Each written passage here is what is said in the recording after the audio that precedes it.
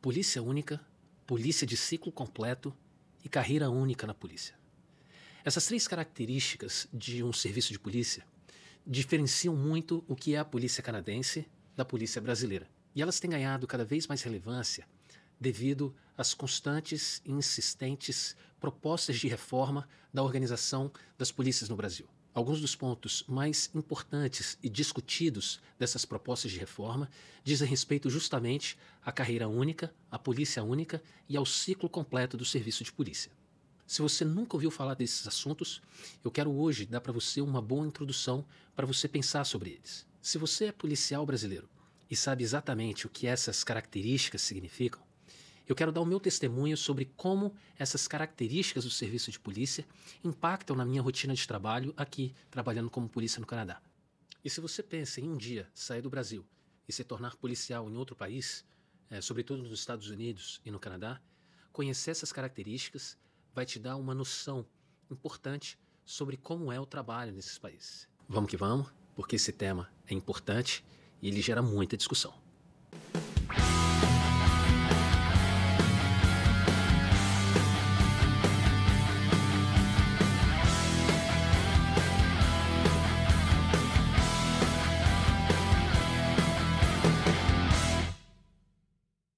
Olá, sejam bem-vindos à Última Linha.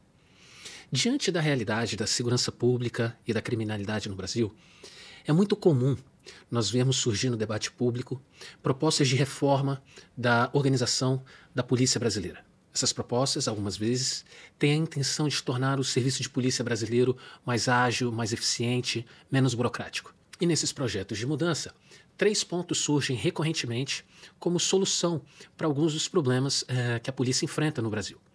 Esses pontos são a carreira única na polícia, transformar a polícia no Brasil numa polícia única e dar à polícia a capacidade de prevenir crime e investigar o crime, o que nós chamamos de polícia de ciclo completo. Eu quero hoje falar com vocês como essas três características, a polícia única, o ciclo completo e a carreira única, elas impactam na minha vida como policial aqui na cidade de Ottawa. Eu acho importante afirmar, já no início da nossa conversa, que não tem como dizer, a princípio, qual sistema funciona melhor. Não existe uma forma ideal de se organizar um serviço de polícia. Cada serviço de polícia deve ser organizado a partir das necessidades de cada localidade, de cada país, de cada estado.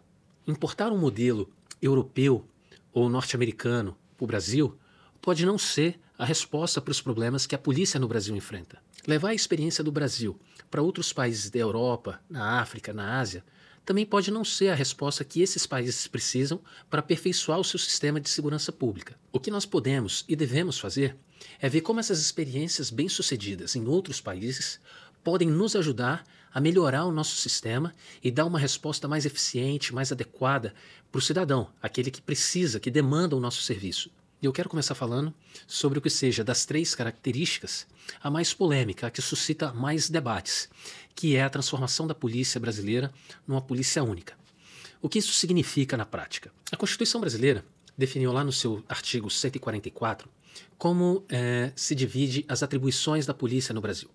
Ela criou uma polícia administrativa ou ostensiva, que é a nossa polícia militar, e uma outra polícia responsável pela investigação de delitos, que é a Polícia Civil e a Polícia Federal. Ou seja, nós temos duas organizações diferentes, com atribuições distintas, mas que devem se coordenar de maneira que o produto do seu trabalho ele acabe, no final, dando forma a uma possível ação criminal. Eu falei no vídeo passado como o Canadá organizou a sua estrutura de segurança pública. Aqui no Canadá nós temos a Polícia Federal, nós temos as polícias provinciais e as polícias municipais, as polícias locais. Mas em todos esses níveis, federal, provincial, local, nós temos apenas uma polícia. Aqui em Ottawa, onde eu trabalho, nós temos a polícia da cidade de Ottawa.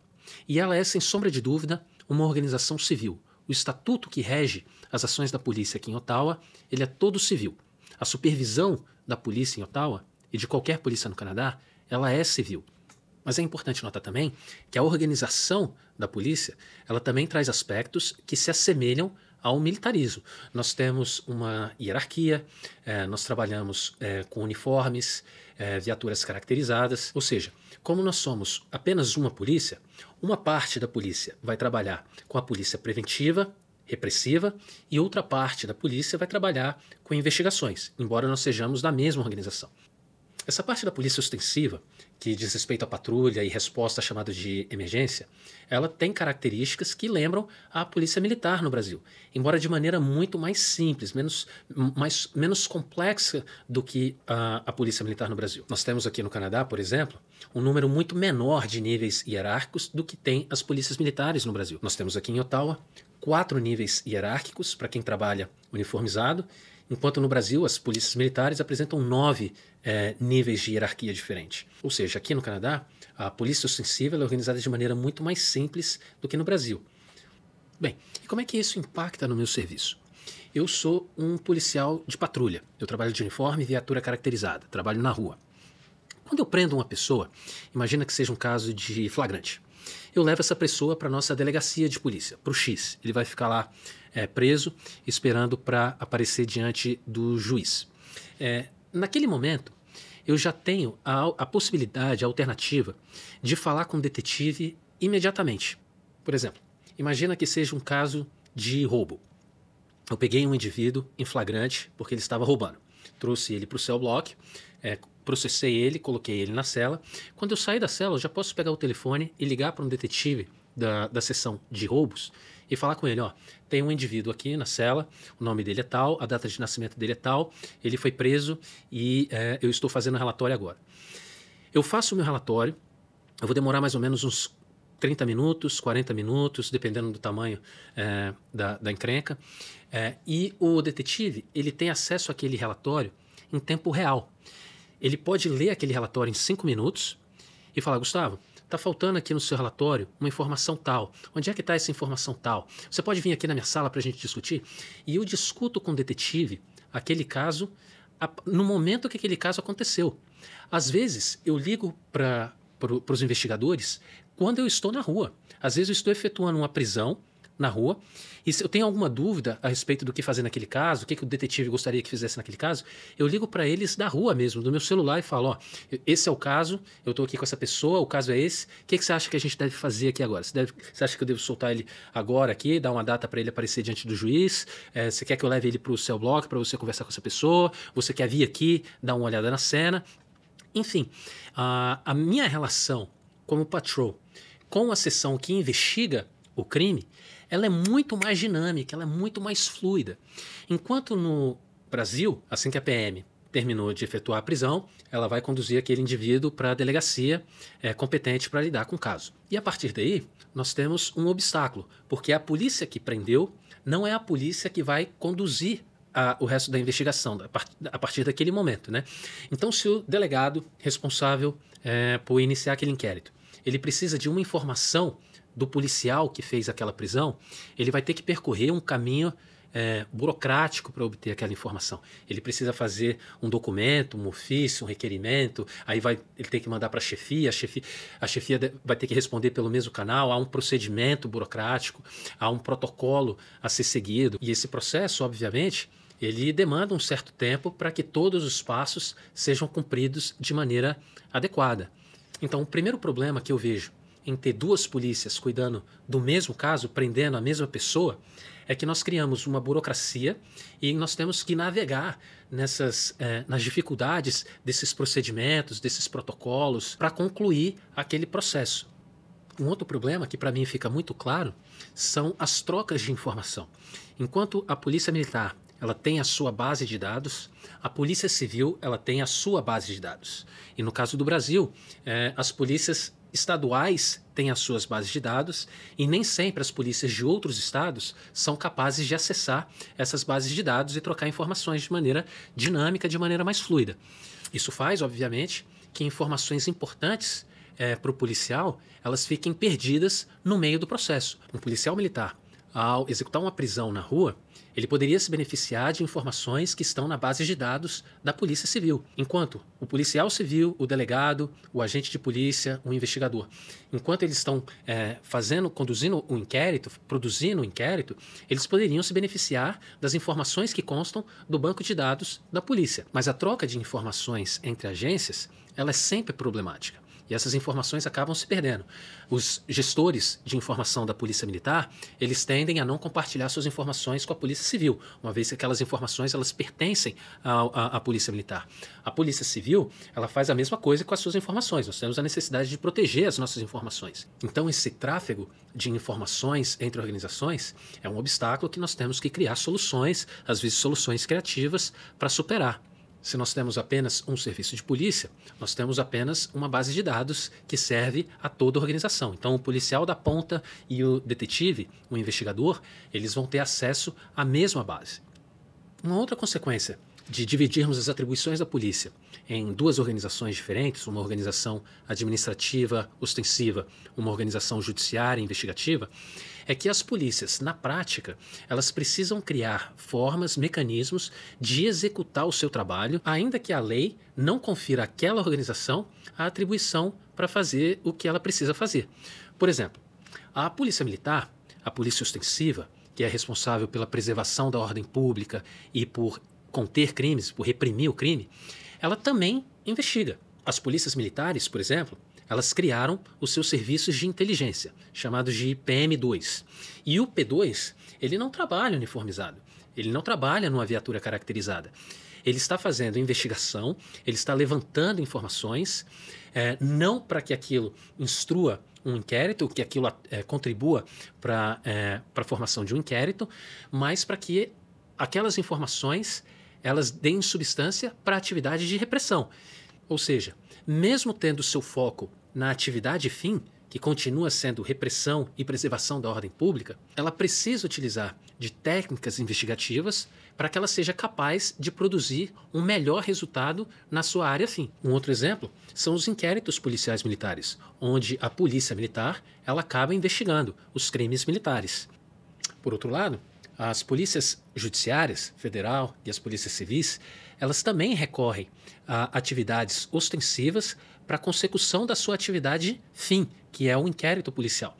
Hoje, por exemplo, eu estava ouvindo um podcast chamado Diário de Polícia, é um podcast de policiais civis de São Paulo, e eles estavam entrevistando o chefe do Garra, uma unidade da Polícia Civil de São Paulo. E o chefe do Garra, ele se refere ao Garra como uma polícia repressiva especializada. O Garra ele tem viatura na rua 24 horas por dia, 7 dias por semana. Essas viaturas são caracterizadas, os policiais do Garra eles usam uniforme e eles estão atuando de maneira repressiva. Outro grupo de São Paulo, o GER, Grupo Especial de Reação, também atua como apoio às atividades da Polícia Civil, mas o GER também atua com policiais de uniforme, viaturas caracterizadas, o GER tem um blindado. Nós não podemos ignorar que a presença dessas viaturas e desses policiais civis na rua, ele não tenha um efeito repressivo, ostensivo. Mesmo que eles estejam atuando em apoio a alguma atividade da Polícia Civil, dentro de um inquérito, dentro de uma investigação, mas naquele momento eles atuam como polícia repressiva. A Polícia Federal, judiciária por natureza, atua nos portos, aeroportos, região de fronteira. Um policial federal que esteja atuando lá no aeroporto ou que esteja ali num posto de fronteira lá em Foz do Iguaçu e ele tem a viatura estacionada na frente daquele posto, ele está de uniforme, ele é facilmente identificado como policial federal, o que aquele policial federal está dizendo para o criminoso é: não venham aqui, se vocês entrarem vocês estão no problema, eu estou aqui para evitar que você entre aqui. Essa presença ostensiva do policial federal na região de fronteira, no aeroporto ou num porto, ou seja, embora a Constituição tenha deixado claro que o papel da Polícia Militar é o papel de polícia ostensiva e de repressão, enquanto o papel da Polícia Civil é o papel de investigação, essas organizações precisam criar formas e estratégias para cumprir a sua missão. Então nós temos duas organizações diferentes no Brasil, uma polícia judiciária, uma polícia administrativa, e talvez eu tenha te convencido que uma polícia única ela é mais dinâmica, ela é mais fácil, ela é menos burocrática e menos inclinada a dar problemas no tráfego de informações, há apenas um processo de trabalho, há apenas um estatuto, há apenas uma regra para todos os policiais. Qual a complicação em transformar duas polícias em uma só? Nem todos querem mudar a polícia. Principalmente policiais militares, eles gostam de ser militares. Eles não têm intenção de deixar de ser militares.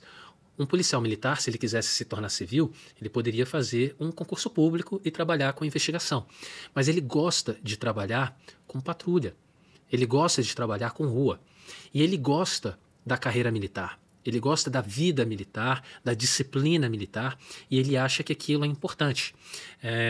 A Polícia Militar também é uma organização centenária. Não se acaba com uma organização como a PM, que tem uma história tão ligada à própria história do Brasil, sem que isso traga consequências sérias e importantes para a nossa segurança pública.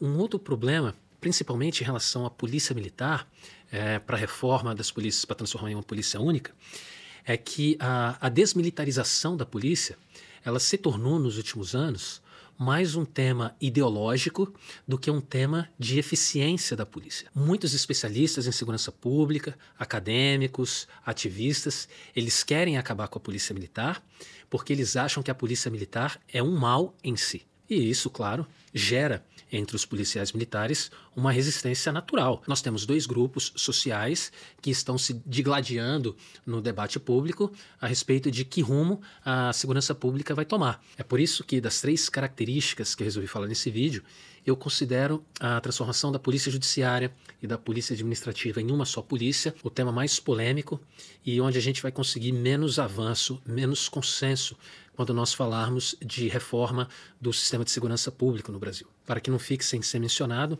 vários países trabalham com múltiplas polícias atuando no mesmo espaço. A França tem uma polícia militar, tem uma polícia civil, a Itália tem múltiplas polícias, a Espanha tem múltiplas polícias. É possível que nós tenhamos uma polícia militar, uma polícia civil, cada uma fazendo o seu serviço e que elas produzam de maneira eficiente. O fato de termos 2 polícias não nos condena no Brasil a ter uma polícia ineficiente. Para isso, a segunda característica talvez seja mais importante. Nós precisamos falar sobre a polícia de ciclo completo. Se você entendeu a questão sobre as 2 polícias no Brasil, entender o ciclo completo vai ser muito mais simples. Isso porque a razão das polícias no Brasil não terem o ciclo completo é porque a Constituição ela dividiu as atribuições da polícia no meio e deu uma parte para uma e uma parte para outra. Então, nós temos um processo incompleto aqui. Ela é incompleta para a PM e é incompleto para a Polícia Civil, para a Polícia Federal. Dar às polícias a capacidade de exercer o ciclo completo quer dizer que cada polícia ela vai poder fazer a polícia ostensiva, a primeira resposta, a repressão, fazer o flagrante e, a partir dali, ela mesma conduzir a investigação e concluir aquela investigação com um documento que vai ser encaminhado para um Ministério Público ou para quem de direito. E aqui eu posso dizer que dar às polícias a capacidade de exercer o ciclo completo impactaria positivamente na produção dos resultados dessa polícia. A meu ver, mais até do que transformar as 2 polícias em uma polícia só. Veja, por exemplo, o que acontece na França. A França ela tem uma polícia militarizada e uma polícia civil nacional. As 2 polícias exercem o ciclo completo. Só que a polícia militar atua em áreas menores, em cidades com até 20 mil habitantes, enquanto a polícia nacional ela atua em grandes centros. Outra forma de você dividir as tarefas para não ficar as 2 polícias trabalhando no mesmo assunto, no mesmo lugar, é que determinada polícia trabalharia com um tipo de crime, enquanto outra polícia trabalharia com outro tipo de delito. Ou seja, há múltiplas formas de você organizar o serviço de polícia, dando às polícias a possibilidade de exercer o ciclo completo. Para o policial, eu não tenho dúvida que melhoraria muito a sua percepção a respeito do trabalho. O policial militar, ele fica alienado do processo porque a participação dele se encerra quando a Polícia Civil inicia o inquérito. E muitas vezes o policial militar ele fica alienado daquele processo, porque ele não faz mais parte daquele produto final. Uma vez que se iniciou o inquérito, o policial ele volta para a rua e ele vai fazer o que ele estava fazendo, ele continua fazendo o que ele estava fazendo. No meu caso, aqui em Ottawa, eu tenho a exata noção, a dimensão de como o meu trabalho impactou a produção final. O meu relatório, o que eu escrevi, o que eu vi, o que eu ouvi naquela ocorrência, ele está diretamente ligado àquele relatório, àquela produção. Naquilo que seria para nós aqui uma audiência de custódia, o juiz e o promotor, ele vai ler exatamente o que eu escrevi no meu relatório. E isso me torna parte de um processo maior e eu percebo a relevância, a importância do trabalho de patrulha, de resposta, de como guardar uma evidência, de como fazer uma prisão de maneira apropriada, respeitando os limites legais, como isso impacta o serviço de maneira geral. Eu acho muito positivo a ideia do ciclo único na polícia e eu acho que nós deveríamos refletir mais sobre isso. Agora, das 3 características, a carreira única é a que tem a oferecer aos policiais o maior impacto em relação ao seu trabalho, porque ela muda completamente a dinâmica da organização. Veja como acontece aqui no Canadá. Existe apenas uma carreira policial. Essa é a única carreira. Dentro da polícia, nós temos diferentes funções, mas todos somos policiais. O recruta e o chefe de polícia, eles entraram pela mesma porta. O começo do trabalho, ele é o mesmo para todos. E isso traz uma perspectiva importante para todos aqueles que estão envolvidos na organização. E eu quero deixar isso muito claro para vocês. A Polícia Militar, ela tem a carreira de praça, que seria o soldado, e a carreira de oficial. A carreira de praça, você tem aqueles níveis hierárquicos, né? Você tem soldado, cabo e o subtenente, e a carreira de oficiais, que começa com aspirante, segundo tenente, primeiro tenente, capitão, e vai subindo até coronel.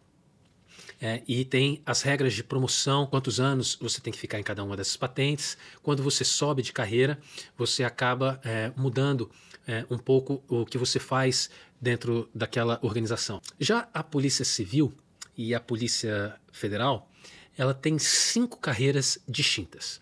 Ela tem o delegado de polícia, o agente, o escrivão, o papiloscopista e o perito. Para você ocupar qualquer um desses cargos, você tem que fazer um concurso público específico para aquele cargo. Isso quer dizer que você não pode migrar, é ilegal. Um agente de polícia, ele nunca vai chegar a ser delegado de polícia. Um delegado de polícia nunca vai se tornar perito.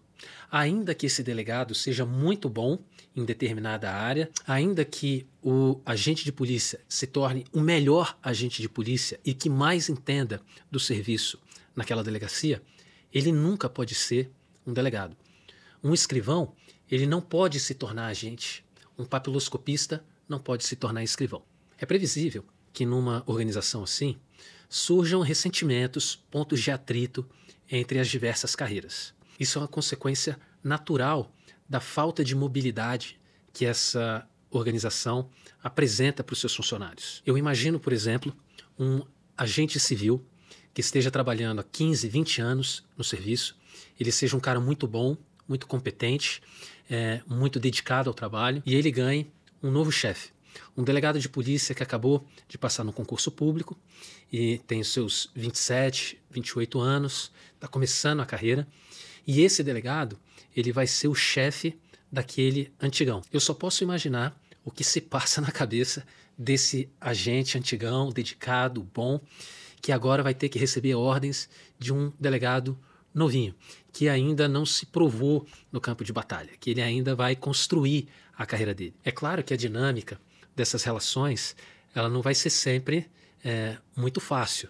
Um outro problema é a dificuldade dessa organização de gerenciar os seus talentos. De novo, lá no Diário de Polícia, o podcast dos policiais civis lá de São Paulo, um dos entrevistados estava contando uma história de uma operação que ele acabou levando um escrivão para participar da operação.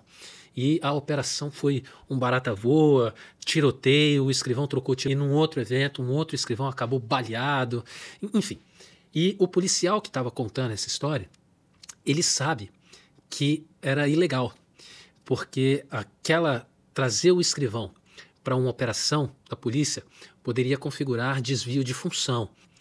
Ainda que aquele escrivão seja muito bom, seja muito talentoso e ele pudesse ser um agente muito competente, a Polícia Civil não pode contar com ele como um agente. Ele precisa ser escrivão. E esses talentos, essas competências que a gente desenvolve no nosso trabalho, no dia a dia do nosso trabalho, todos nós desenvolvemos nossas competências, nós criamos novos interesses, nós treinamos, conhecemos coisas novas. Essa organização, ela não tem como aproveitar o desenvolvimento desses talentos. E esses talentos acabam se perdendo ali na organização. Para aquele agente de polícia muito bom, muito competente, muito talentoso, que seria um ótimo delegado, ele precisa sair daquela função, fazer um novo concurso e tentar o concurso público para delegado. E não é uma decisão fácil, não é uma decisão simples de ser tomada, porque aquele policial ele precisa de um tempo para se preparar, ele precisa de estudar, não é garantido que ele vai passar naquele concurso, enfim, não é uma decisão das mais fáceis para ser tomadas. Embora nós sabemos que muitos agentes de polícia, muitos investigadores seriam excelentes chefes de equipe para conduzir um inquérito. Na Polícia Federal acontece a mesma coisa.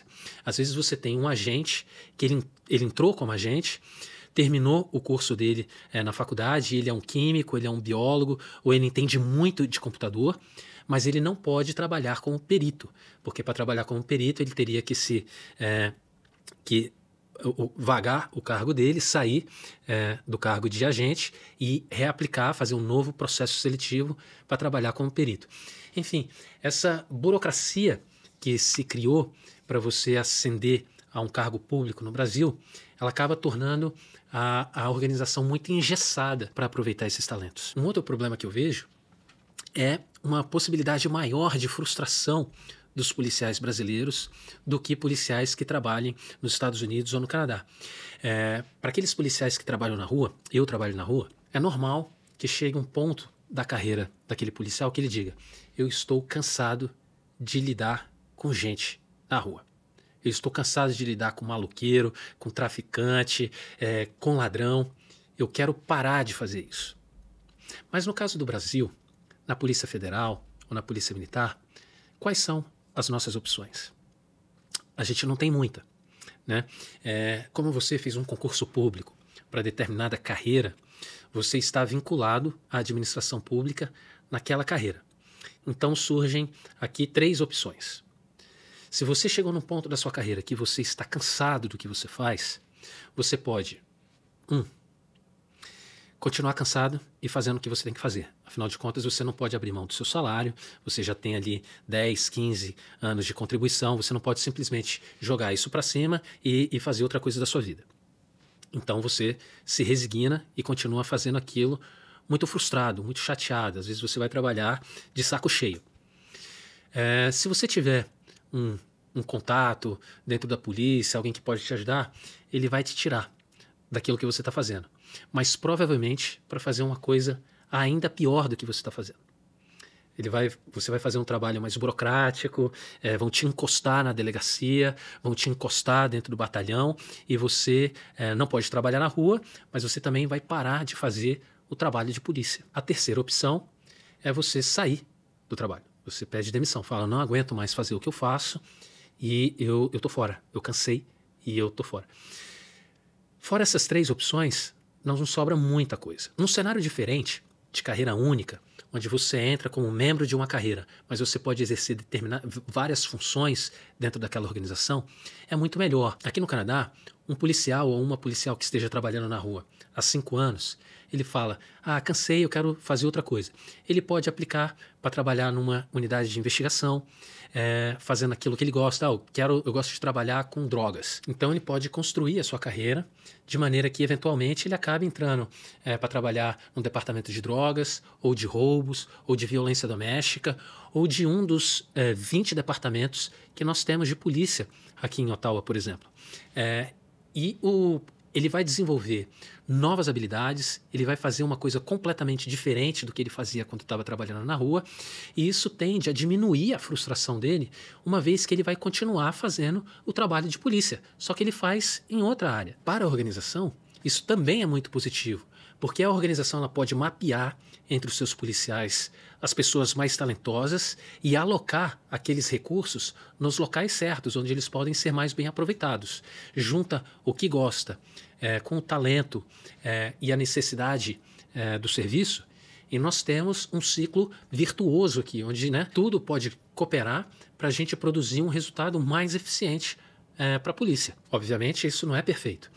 Nem todo mundo que queira trabalhar na unidade tática vai conseguir entrar na unidade tática. Nem todo mundo que quer trabalhar com investigação, trabalhar com homicídios, pode chegar naquele lugar. Mas, de qualquer maneira, ele tem outras opções dentro do serviço que podem oferecer para ele uma alternativa se ele se cansar daquilo que ele está fazendo.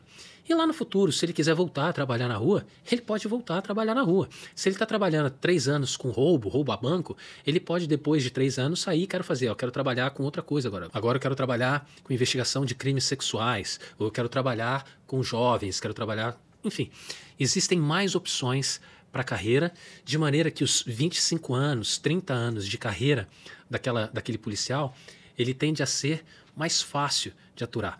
Nós sabemos que a atividade policial, ela não é uma atividade fácil, ela é uma atividade que traz muito estresse, traz dificuldade para a nossa vida familiar, trabalhar em shifts, trabalhar em turnos, exige muito da vida pessoal, e você pode mitigar isso, você pode diminuir esses problemas indo trabalhar em outras unidades. Às vezes você tem um filho, a sua mulher ela arrumou um emprego diferente e o horário de trabalho que você tem hoje não é o mais adequado para você, você pode migrar para outra unidade e fazer com que aquele horário de trabalho se adeque melhor para a sua realidade. E eu encerro aqui falando, aqui nós não temos delegado, escrivão, papiloscopista. Essas 3 carreiras, elas não existem na polícia aqui. Nós temos o perito, mas o perito, ele é outra coisa. Ele não é aquilo que é o perito no Brasil. E eu sei que para muitos de vocês pode não ser fácil entender como funciona uma polícia sem delegado, sem escrivão e sem papiloscopista. Mas eu quero falar com vocês sobre isso em outra oportunidade. Um abraço e até a próxima.